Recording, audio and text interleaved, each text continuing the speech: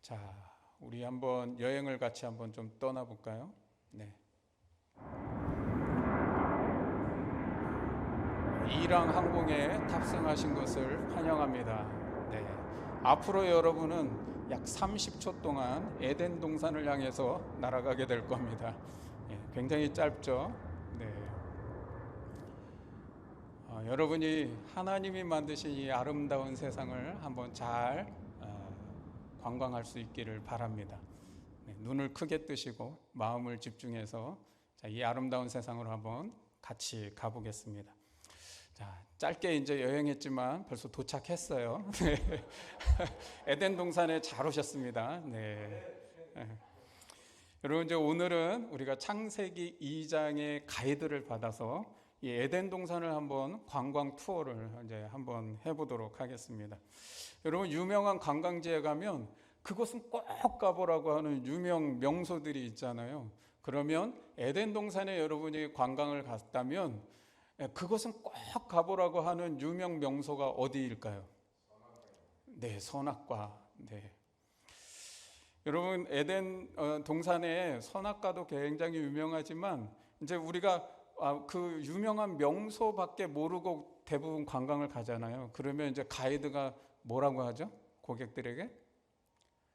다들 거기만 알고 오시는데요. 사실은 현지인들만 아는 더 좋은 곳이 많아요. 하고 그런 얘기를 하잖아요.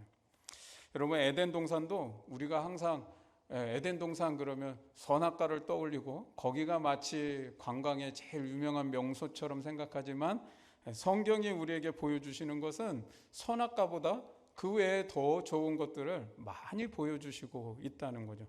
에덴 동산은요, 선악과만 탐스럽고 먹기에 좋은 열매가 아닙니다. 그곳에는 영원한 생명을 주는 생명나무 실과도 있고요. 또 그곳에는 하나님이 직접 말씀하셨어요. 보시기에도 아름답고 먹기에도 좋은 나무가 많이 있다 그랬어요. 또 거기에는 여러분 어마어마한 큰 강줄기가 흐르는데 이 강줄기가 4개의 큰 강의 근원이 되는 그런 아주 어마어마한 큰 강입니다.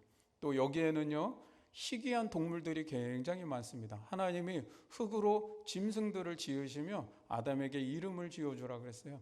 그래서 아담하고 동물들하고 굉장히 막 친하게 잘 지내는, 평화롭게 지내는 그런 모습들이 있단 말이에요. 또 주변의 강줄기를 따라가다 보면 그 첫째 강이 있는 그 주변에는요, 온 땅이 순금이랍니다. 그리고 베들리엄, 진주를 말하고요, 호마노, 보석이 있다는 거예요. 얼마나 아름다운 땅입니까? 자, 그러면서 이제 가이드가 말하죠. 그런데요, 이곳에서 한 가지 좀 주의할 점이 있습니다.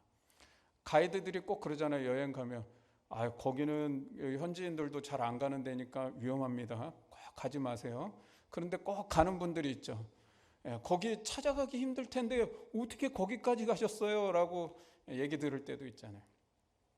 여러분, 여기 지내시는 동안 여러분이 마음껏 먹고 모든 것 부족함 없이 옵션 없습니다. 추가 비용 안 받습니다.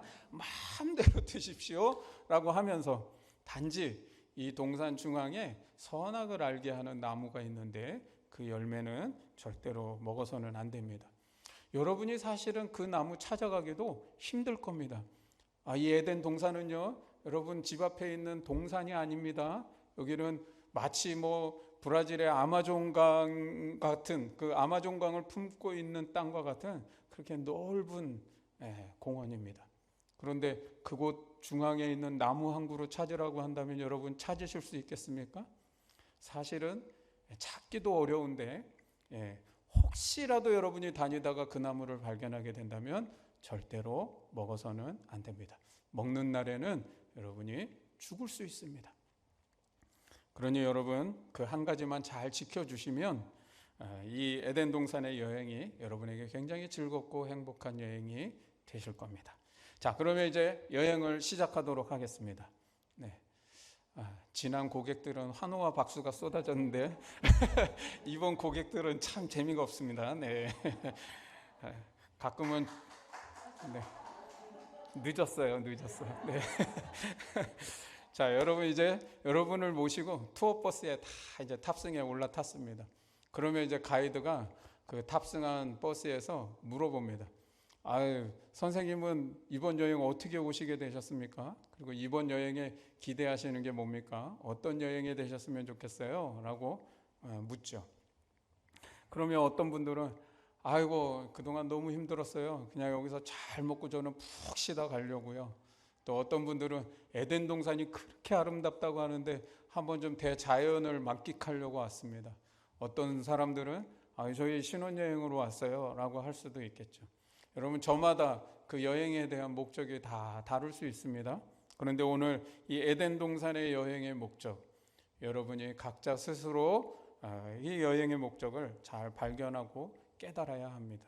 하나님께서 오늘 나에게 왜 이 에덴 동산의 투어에 참가하게 하셨는가?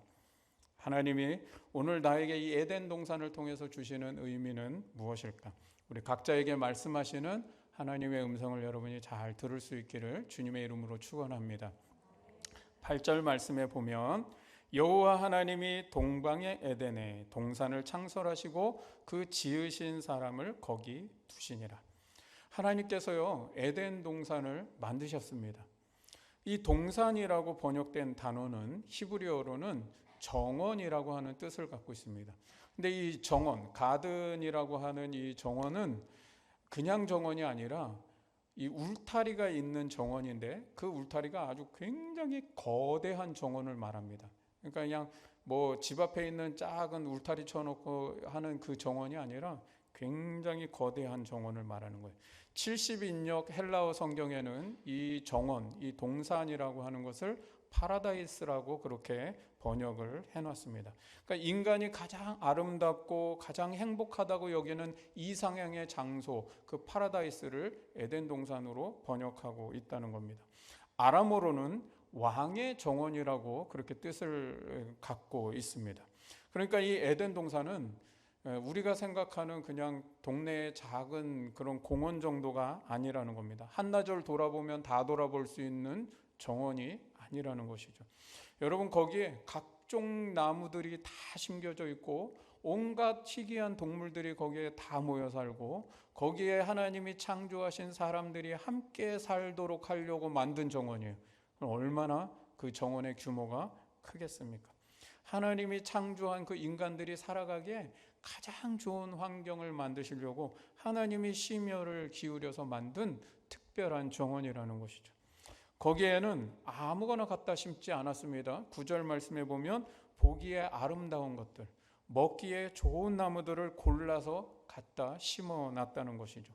그리고는 세상의 온갖 동물들을 그 정원에 다 불러두셨습니다. 그리고는 하나님이 울타리를 쳐주셨어요. 하나님의 보호 속에 살아가도록 만든 정원이라는 거예요. 그리고는 그 정원 중앙에 생명나무와 선악을 알게 하는 두 그루의 나무를 두셨다고 말씀합니다. 10절 말씀으로 넘어오면 에덴 동산의 규모가 얼마나 큰지, 그곳이 얼마나 아름다운 곳인지를 다시 한번 또 설명하는데, 이 에덴 동산에 큰 강줄기가 있다는 거예요. 여러분, 그 큰 규모의 정원이 메마르지 않고 물이 풍부할 수 있도록 하기 위해서 흐른다면 그 강의 규모가 또 얼마나 크겠습니까? 이 강의 규모가 굉장히 크다 보니까 이 강이 4곳으로 갈라져서 4개의 강물을 이루는 근원이 되었다 그랬어요. 그래서 첫째 강의 이름은 비송강, 둘째 이름은 기홍강, 셋째 이름은 히데겔, 넷째 이름은 유브라데. 그래서 이 히데겔을 이제 학자들은 티그리스 강일 것이다라고 그렇게 해석을 하고, 유브라데는 뭐 우리가 아는 유프라테스 강을 얘기하는 것이죠. 그리고는 이제 부연 설명을 하나 하는 것이 비송강에 대한 건데, 이 비송강은 하일라 온 땅을 둘러 흐르고 있는데 그 땅이 다 순금이랍니다. 그리고 거기에는 베들리엄과 호마노, 진주와 보석들이 가득하다고 그렇게 설명하고 있죠. 그러니까 성경이 보여주는 에덴 동산의 이미지는 어떤 이미지입니까? 에덴을 만드신 이 정원은 하나님의 정원이며 그 규모가 어마어마하게 큰 정원이고, 이 정원은 사람이 살기에 가장 좋은 최적화된 장소로 하나님이 만드셨다는 거예요. 거기에는 먹을 것이 풍부합니다. 물이 풍부합니다. 순금과 진주와 보석이 가득한 아름다운 곳이라고 그렇게 설명하고 있습니다. 그리고는 15절에 바로 이 에덴 동산을 사람에게 맡기시면서 경작하고 지키라고 그렇게 말씀하셨다는 거예요. 하나님이 그 땅을 잘 만들어 놓으셨는데 그 땅을 또 잘 일구고 돌보라고 지키라고 하신 사명을 인간에게 주셨다는 거죠. 그래서 15절에 경작하며 지키다라고 하는 이 히브리어는 일구다, 돌보다, 즉 일하다, 섬기다라고 하는 원형에서 왔다는 거죠.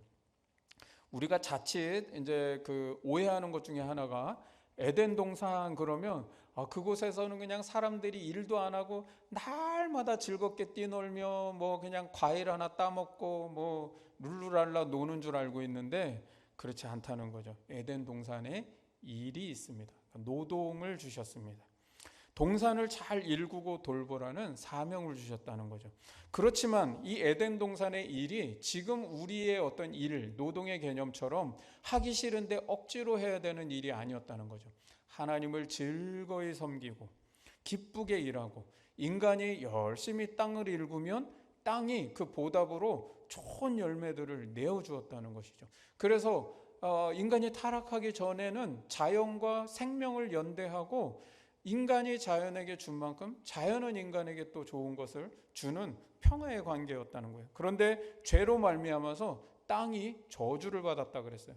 인간의 죄 때문에 땅이 저주를 받은 거예요. 그 다음부터는 인간이 아무리 수고하고 땀 흘려도 땅이 인간에게 열매를 잘 내어주지 않는 관계가 되었다는 것이죠.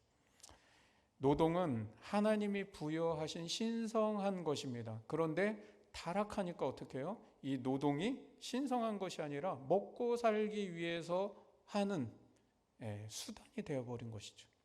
그래서 일을 하는데 기쁘게 일하는 게 아니라 내가 누구 때문에 이 고생을 하는데 라는 것이죠. 누구 때문에 억지로 해야 되는 그런 수단이 되고 일이 되었다는 것입니다. 그리고는 16절에 하나님이 사람에게 명령하십니다.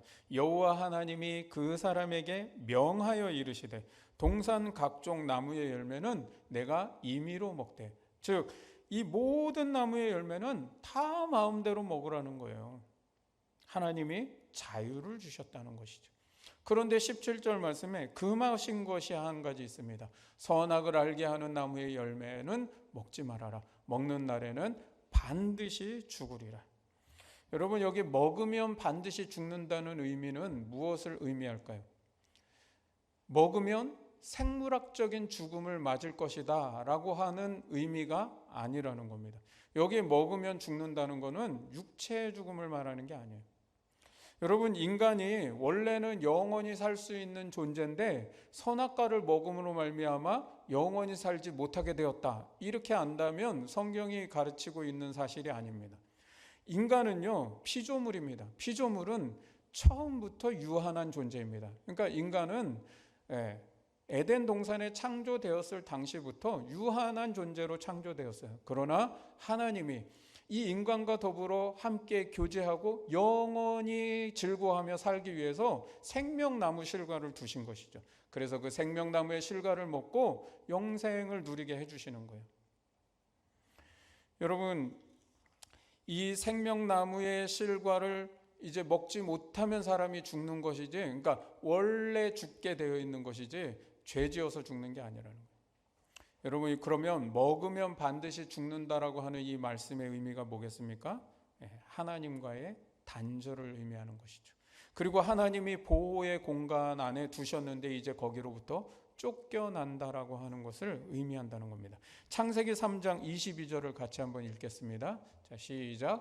여호와 하나님이 이르시되 보라, 이 사람이 선악을 아는 일에 우리 중 하나같이 되었으니 그가 그의 손을 들어 생명나무 열매도 따먹고 영생할까 하노라 하시고, 사람이 생명나무 실과까지 먹고 영생할까 하나님이 지금 우려하시는 겁니다. 24절 말씀을 봅니다. 그 밑으로 내려가면, 자, 시작. 이같이 하나님이 그 사람을 쫓아내시고 에덴 동산 동쪽에 그룹들과 두루 도는 불칼을 두어 생명나무의 길을 지키게 하시니라. 여러분, 인간이 생명나무 열매를 먹으면 영생하게 될까 봐 우려하시는 이유는 뭐예요? 지금 범죄하였어요. 죄인이 되었는데 그 죄인의 상태에서 영생하게 될까봐 하나님이 그걸 우려하시는 거죠. 그래서 천사들로 하여금 이 생명나무 실과를 먹지 못하도록 지키게 하셨다는 겁니다. 그러니까 반드시 죽는다는 것은 뭐예요? 하나님과 함께 교제하며 하나님을 예배하고 즐거워하며 영원한 생명을 누려야 될 인간이 하나님과 단절되었다는 겁니다. 죄로 인해서 더 이상 그 거룩하신 하나님과 함께 살 수 없는 존재가 되었다. 하나님과 소통하지 못해서 하나님의 뜻에 대해 무지한 인간이 되었다라고 하는 것을 말하는 거예요. 그리고는 하나님의 이 보호의 공간에서 쫓겨나게 되었다는 것이죠. 그러면 어떻게 해요? 인간은 이제 스스로 자기의 생명을 지키며 보호하며 살아야 되는 삶을 살게 되었다는 것이죠. 성경은 그것을 죽음이라고 말하고 있다는 겁니다. 그래서 우리가 구원을 말할 때 하나님 나라에 간다, 천국 간다라고 하는 말은 어떤 장소적인 개념이 아니라 하나님과 분리된 인간이 하나님과 연합할 수 있게 되었다라고 하는 구원을 말하는 것이죠. 그래서 하나님 나라에 갔다, 우리가 장례식에서 천국 갔습니다 라고 하는 건 어떤 장소에 가게 되었다는 것이 아니라 그분이 이제 하나님과 함께 영원한 생명을 누리며 하나님과 소통하고 하나님과 교제하며 그 인격적 관계 속에 살아갈 수 있게 됐다라고 하는 걸 말하는 것이죠. 예수님께서 너희가 하나님 나라가 여기 있다 저기 있다 말하지 못한다, 하나님의 나라는 너희 안에 있느니라 말씀하신 것이 그런 의미로 말씀하신 것이죠. 그래서 하나님께서 인간의 구원을 계획하시고 처음 만들게 하신 게 무엇입니까? 하나님이 인간을 구원하시기로 계획하셨어요. 그리고 나서 인간에게 처음 만들라고 하신 게 뭘까요? 우리 이미 다 배웠는데 성막이죠. 성막. 왜 성막을 만들게 합니까? 예배의 회복이 곧 구원의 시작이기 때문입니다. 성막을 두셔서 하나님이 거기에 임재하시겠다고 말씀하셨잖아요. 그러니까 하나님과 인간이 철저하게 분리되었고 단절되어서 하나님을 대면하면 인간은 죽을 수밖에 없는 존재가 되었죠. 그런데 그 인간과 내가 다시 만날 수 있는 장소를 두셨다는 거예요. 한 거룩한 장소, 그 성막을 준비하게 하셔서 내가 거기에 임하겠다. 그리고 거기서 너희와 만나겠다라고 말씀하시잖아요. 여러분, 따라서 예배하는 것, 우리가 기도하는 것, 또 하나님의 말씀을 대한다는 것은 뭐예요? 그 자체가 하나님이 우리에게 베푸신 구원의 은혜라는 것을 기억하시기 바랍니다. 그냥 예배 드리는 거 아니에요. 그냥 기도하는 거 아니에요. 그냥 말씀 보니까 말씀 보는 거 아니에요. 그것이 바로 구원의 은혜라는 거예요.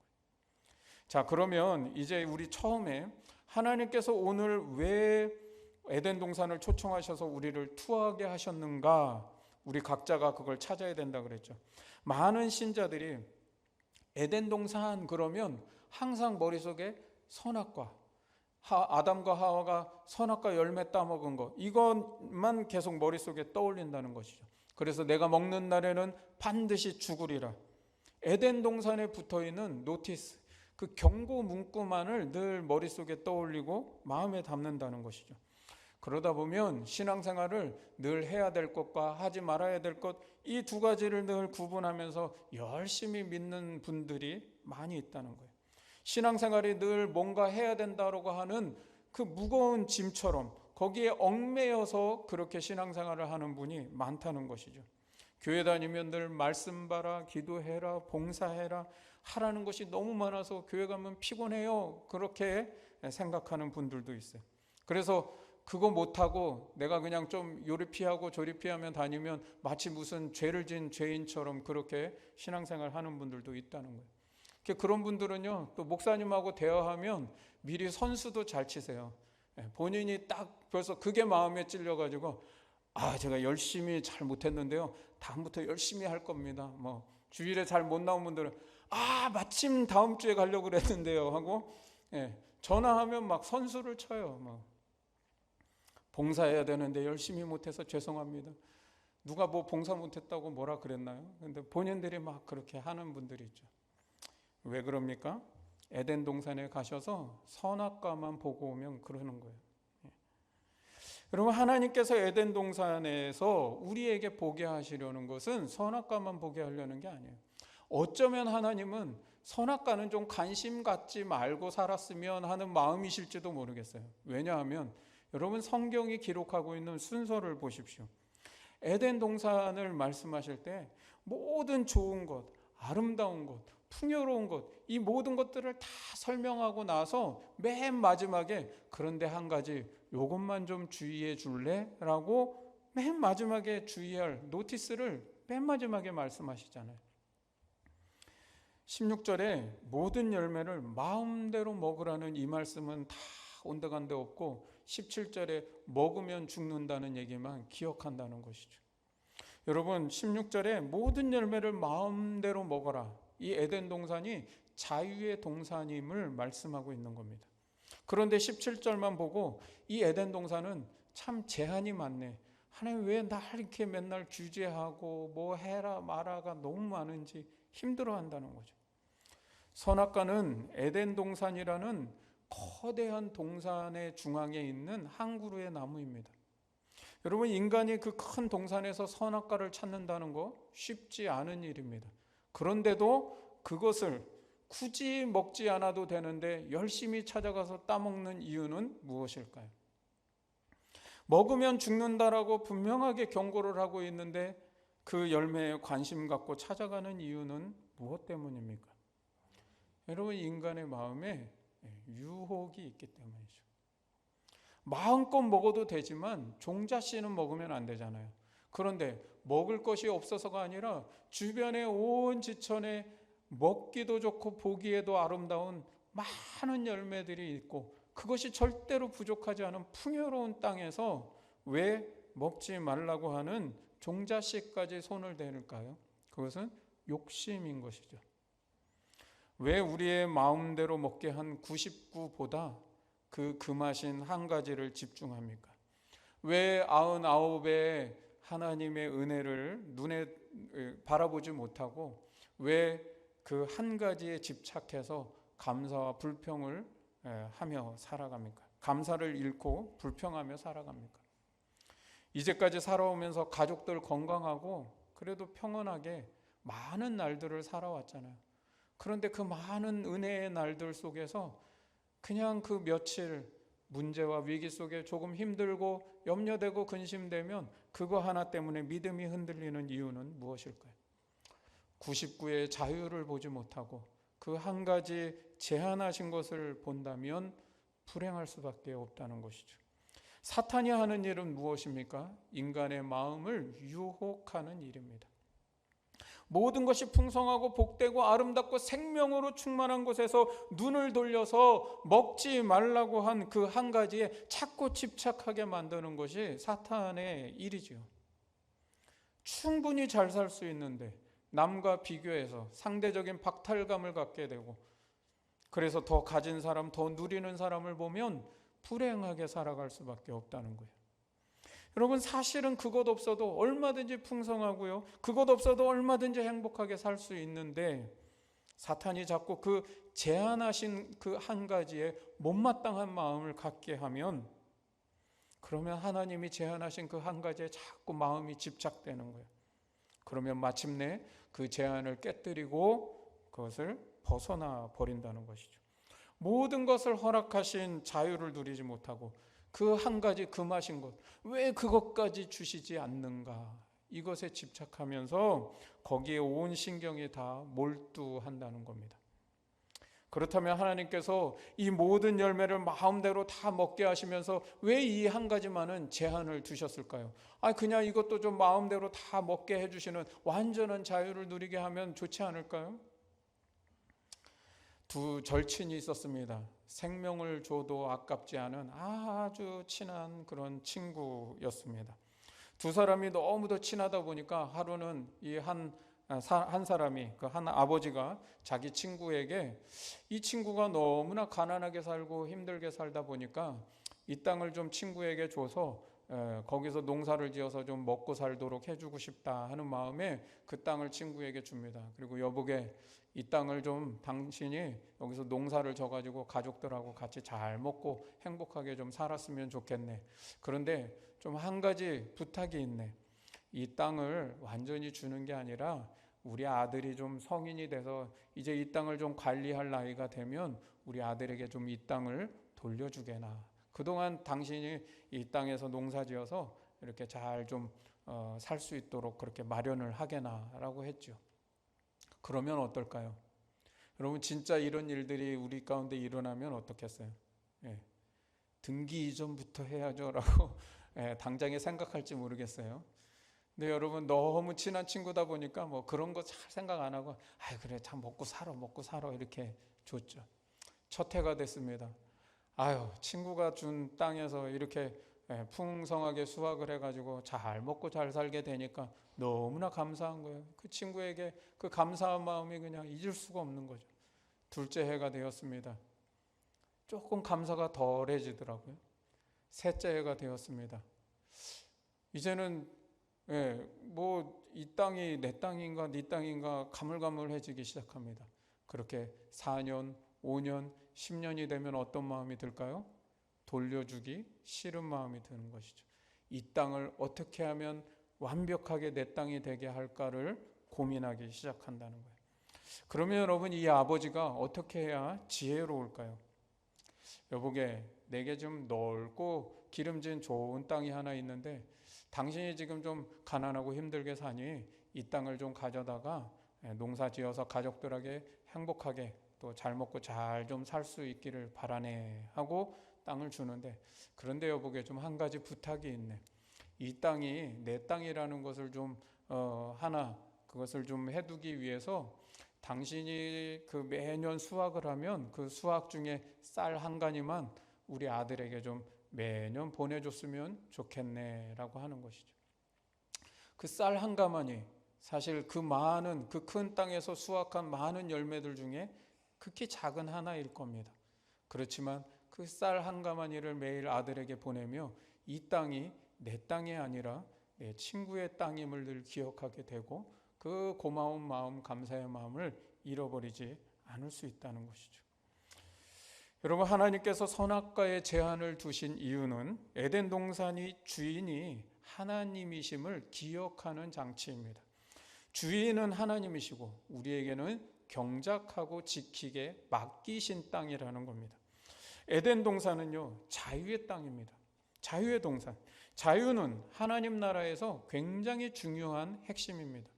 여러분, 신앙생활에서 제일 중요한 걸 꼽으세요라고 말한다면 물론 사랑이겠죠. 그런데 그거보다 더 근원적인 것은 자유입니다.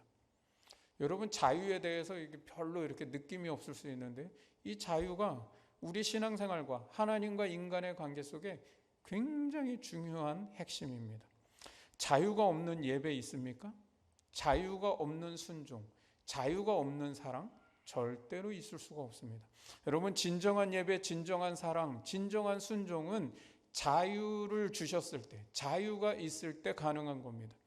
여러분, 내가 먹을 수도 있고 먹지 않을 수도 있는 자유의지를 갖고 있을 때 그것을 하나님의 말씀 앞에 먹지 않겠다고 선택할 때 그것이 진정한 순종이고 진정한 예배이고 진정한 사랑이지, 내가 마음대로 다 먹을 수 있다면, 그리고 하나님이 만약에 그냥 그렇게 할 수밖에 없도록 만들어서 한다면 거기에 어떻게 여러분 진정한 예배와 사랑과 순종이 있겠습니까? 그렇지 않다는 거죠. 모든 열매를 마음대로 먹을 수 있는 자유가 있지만 선악을 알게 하는 열매를 먹지 말라는 그 말씀, 그 제한을 수용하고 받아들일 때 우리는 내 삶이 하나님이 나의 주인이심을 고백하고 깨달을 수 있는 겁니다. 그게 바로 진짜 예배의 삶이라는 것이죠. 여러분, 지금 내게 있는 재물, 건강, 지혜, 능력, 자녀 다 내 것입니까? 아니죠. 내 것은 아무것도 없습니다. 하나님의 것입니다. 하나님이 주인 되심을 기억하기 위해서 우리에게 제한을 두시는 게 있다는 거예요. 내 시간 내 마음대로 쓸 수 있죠. 그러나 하나님이 주인 되심을 기억하기 위해서 내 시간 중에 그 한두 시간 일부를 좀 떼어서 제한을 두고 살아간다는 거예요. 물질, 내가 벌었으니까 내 거지요.